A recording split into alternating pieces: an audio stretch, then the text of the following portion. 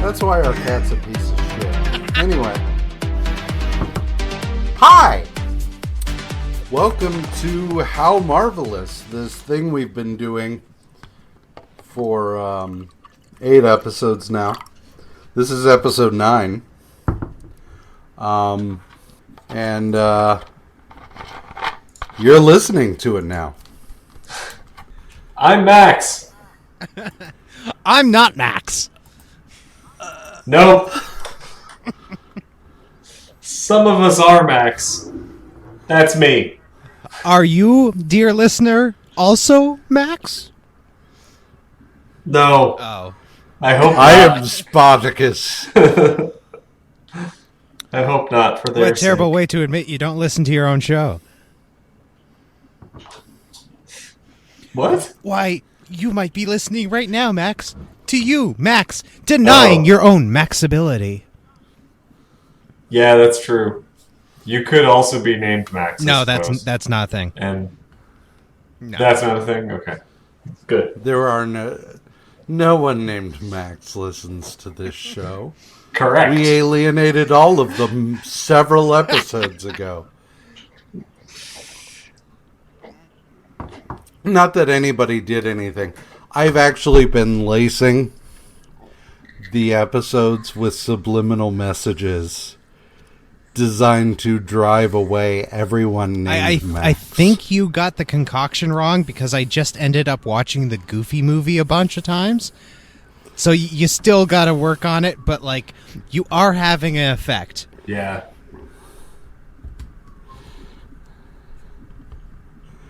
If a wall should come between us. Damn right. Anyway, sorry. So, I'm JR. Mickey, I don't know if you ever actually said who you are. While I did not tell a lie, as I am not Max, I am, in fact, Mikki. Okay. How's it going? Oh, it's going. It's going drinkingly. Yep. Okay.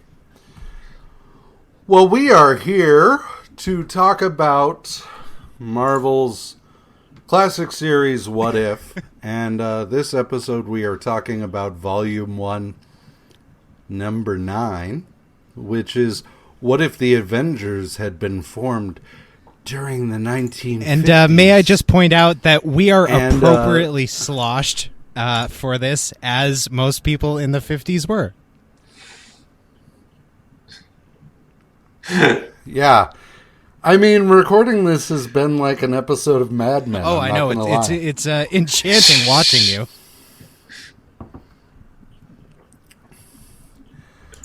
I got a slogan for Southwest. Let me tell you my idea.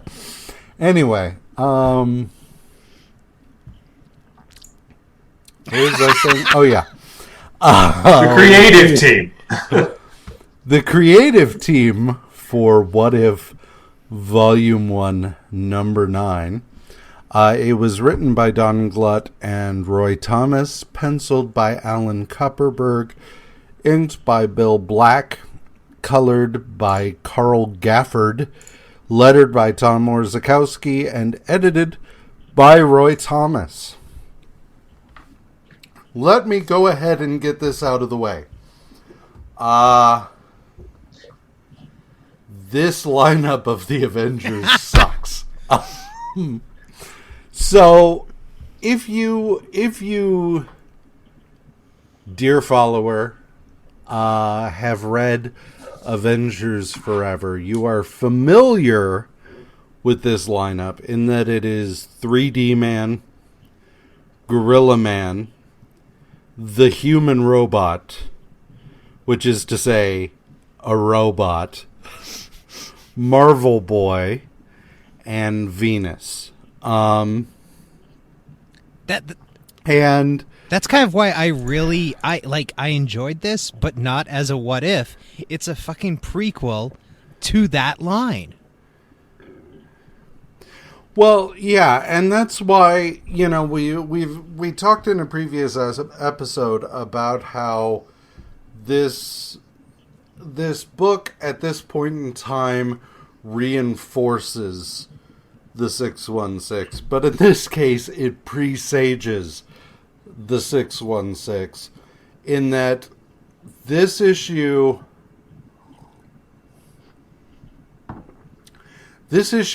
starts with Iron Man calling a meeting of the Avengers and saying, hey, I built a thing that showed me some weird shit. Yes, it's the issue with the literal what if machine. Yeah.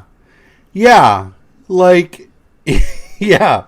This is the what if machine from Futurama, and it shows him a universe in which the Avengers were formed in the 1950s.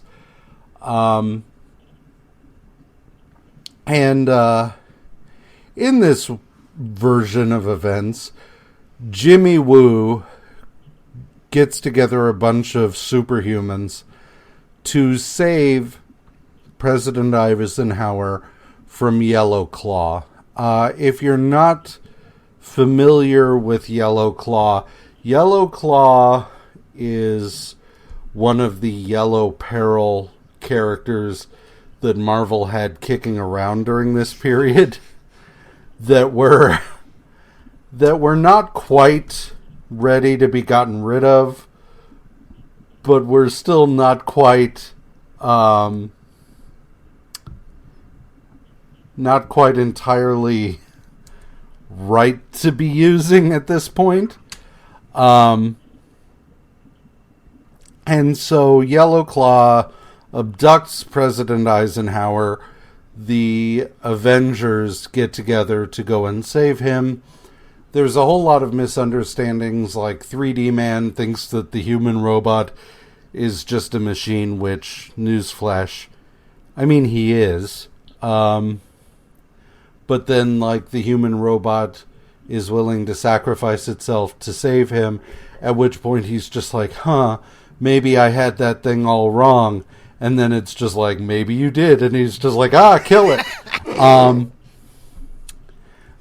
Which is like saying something coming from 3D Man, who I had to read this thing 3 goddamn times to figure out, like, what the fuck is this guy's deal?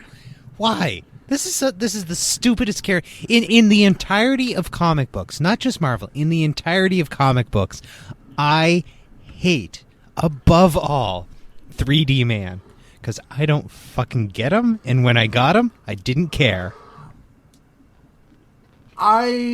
So, going into this, I was vaguely aware of 3D Man. Because, I had, first of all, we get a little bit of him in the Earth X universe.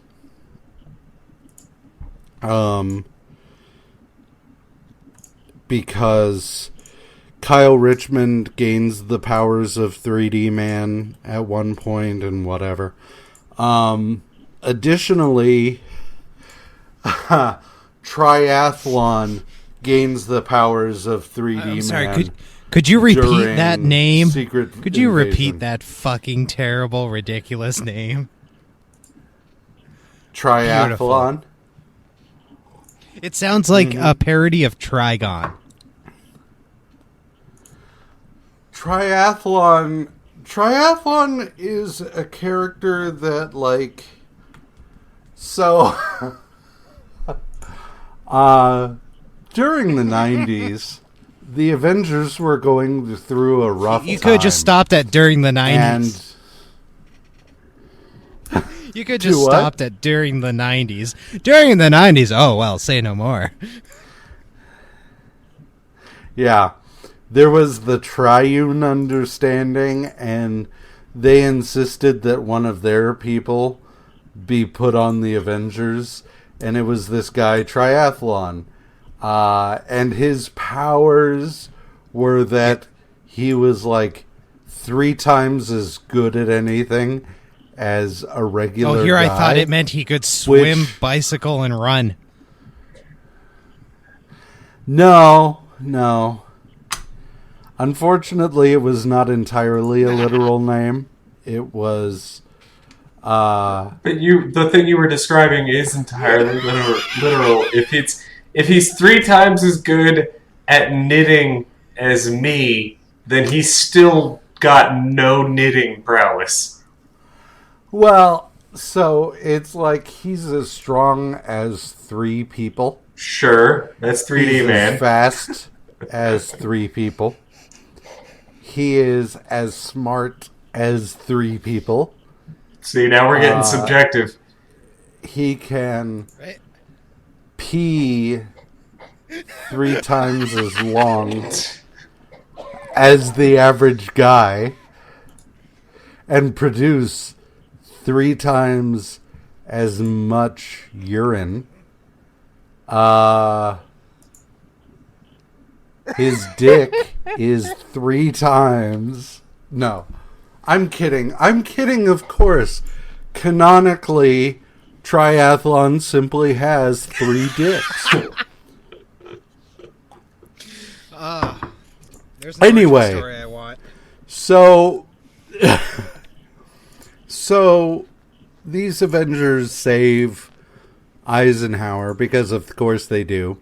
And Yellow Claw slinks back to whatever stereotypical Asian place, I don't know, an opium den or something equally as problematic. And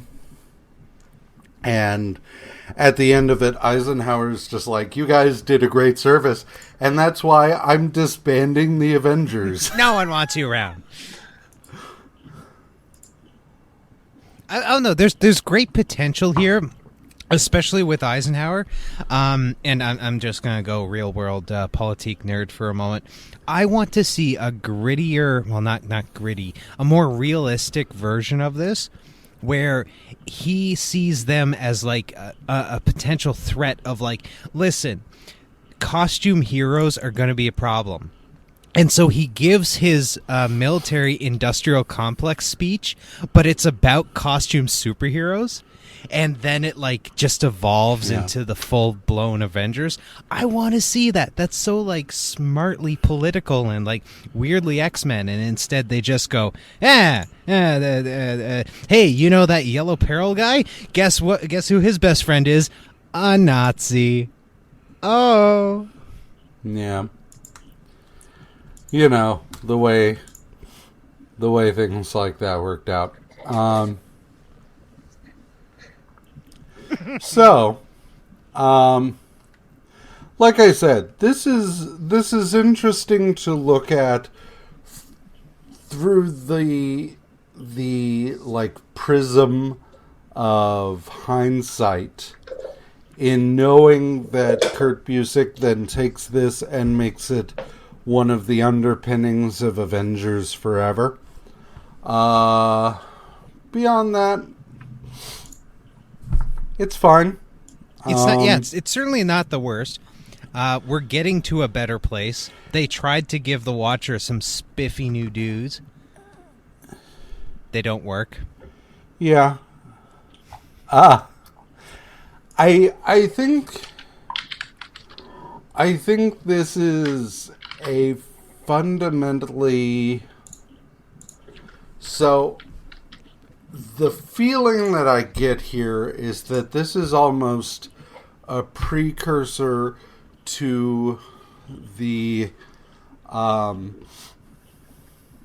what if issue that gave us the Kids of the Avengers on Battleworld. The one that they then adapted into that Avengers Next movie.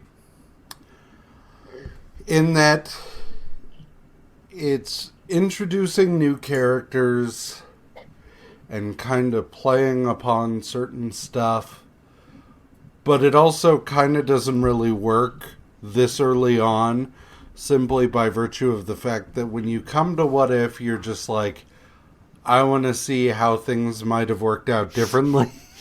And like, nothing really works out differently here, because the Avengers fight evil in the 50s, which is to say they have one mission, and then they're disbanded and have no effect on anything going forward. So, it's fine, but it's not... Yeah, this really is the laziest Justice Society of America story I've ever read. Yeah, oh my god, you just made me really sad.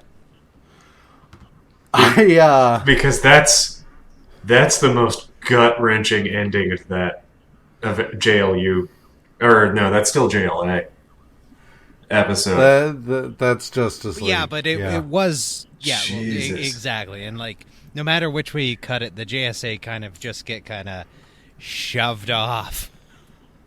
Yeah, no matter what. Yeah. Yeah. Jesus. Sorry. I'll be better. I don't know. I mean, it is interesting. So, you know, we introduce a lot of new characters here that wind up kind of being used somewhat later. Juxtaposing this also, Marvel boy to the one that Grant Morrison wrote is super fun. I want to see Robert Grayson, Marvel boy, spelling out "fuck you" in flames. And Eisenhower's there, just like, that's not right. Oh, glorious. It's just like, he said, what now? But yeah. Okay, whatever. It's a fine issue. It's not the worst. Like I said, worth reading if you're a Kurt Busiek fan and you've read Avengers Forever. Worth reading, I guess, if you're really curious about what sort of came in between. You know, Cap's early adventures and the Avengers, but otherwise, whatever. Yeah. It's really fertile ground that they really just don't do anything with. And at the end, all we really get is a sort of like, they're a lot like us in that, like, 3D Man is Captain America and Venus is Thor and Gorilla Man is Beast, at which point Beast is just like, fuck you. I love how indignant. And Human Robot is the Vision. I love how indignant the Beast gets. It's just like, well, I'm already a mutant, so if you want to insult me, you can just, fuck off. Yeah, whatever. I mean, read it or don't. I don't really give a shit at this point. Actually, yeah. If you don't mind, I'll give my my rating or whatever first, just because it's on my mind and it won't shut up. Go for it. I like the potential of it. I like that they actually invented something new for once, compared to the previous episodes. Yeah. But I'm super, super, super pissed that the copies that I have all say, next, an exciting adventure with Conan. And I don't have that included in my copies. I want my fucking Conan. Yeah. This is that is a definite. We said what we were going to do next, and then we ran out of printing time, and we didn't ever do it again. You cannot trust the coming next issue. Blurb. It is full of lies. You can't trust them. They are goddamn liars. And sometimes they're saving you from coming next issue. Mothman, and I'm like, oh no, and then I actually flip to the next issue, and I'm like, oh no, they're going to fight Juggernaut. Fantastic. I'm great with that. Like, you read an issue of Spider-Man, and it's like, next issue, Boomerang. And you're like, fuck. And then it's like, you pick up the next issue, and it's like, oh no, it's Green Goblin. Okay. Or Kingpin. That's or something awesome. Fun. Yeah. Yeah. Who's editing this nonsense? Me? Max? Well, yeah. And, it's one of those things that, given how monthly comics operate at this point in time, like, yeah, just don't listen to them. Don't listen to them. They're liars. They're fucking liars. Well, and it may come lie down to to your something face. even as ridiculous as, like, the printer ran out of the color blue. Like, and we were going to do a... Come on. Shit. You can do it. No, I can't. Do it. Say it. Cobalt Say it. Go Man? there. Cobalt Man! Yeah, sure. We were going to do a Cobalt Man story next week, and that's all fucked. Can't do that anymore. Yeah, there you go. Fine. As far as this one goes, for me, yeah, I think it had interesting ideas for the most part. I was just really... to me, I had to dig in way harder to get to those interesting ideas than I wanted to, and that's... just because I don't really care about these characters as Avengers, and that's, a product of not having enough time to spend with any of them in this book. Right. And it's just like, all right, fine, they're a team, I guess.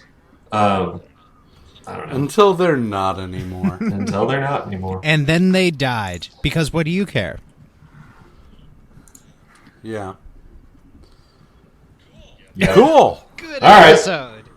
Well, join us next time when we explore what if Jane Foster had found the Hammer of Thor. Wait, are you telling me it's going to be an And- actual issue? And this issue has a cover that claims a shock ending. But spoilers, it's that Jane Foster gets married. Moving on. Listen, All right. listen. His name is no longer All Father. He is All Daddy. Oh, Ooh. yeah. Oh, daddy.